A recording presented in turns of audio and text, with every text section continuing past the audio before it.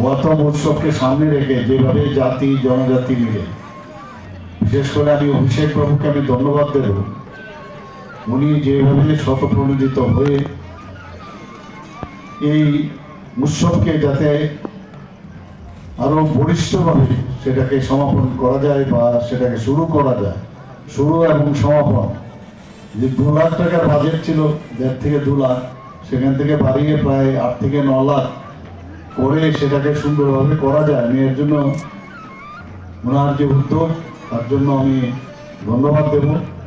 এবং একটা জিনিস এর মধ্যেই কিন্তু আমাদের বেঁচে থাকতে হবে।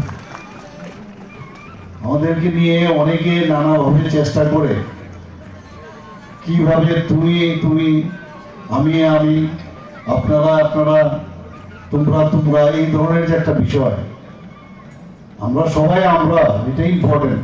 এবং এই যে আমরা যে এই বিষয়টা কিন্তু আজকের এই যে প্রসেশনটা হলো এবং এখানেও 4টে থেকে এখন অব্দি আপনারা বসে আছেন, এর মধ্যে শক্তি আলাদা। এর মধ্যে যে শক্তি এবং ইউনিটি ডাইভার্সিটি, তার থেকে বড় শক্তি আর কিচ্ছু হয় না।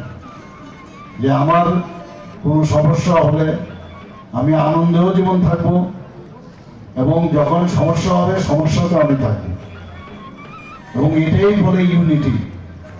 এখানে আজকে যদিও এটা নোয়াদিয়াদের একটা নোয়াদিয়া সম্প্রদায়ের হুদার প্রোগ্রাম, কিন্তু আমি তো একটা আলাদাভাবে আমি দেখলাম যেভাবে অন্যান্য সম্প্রদায়ের সবাই এসে একসাথে হাত মিলিয়েছে।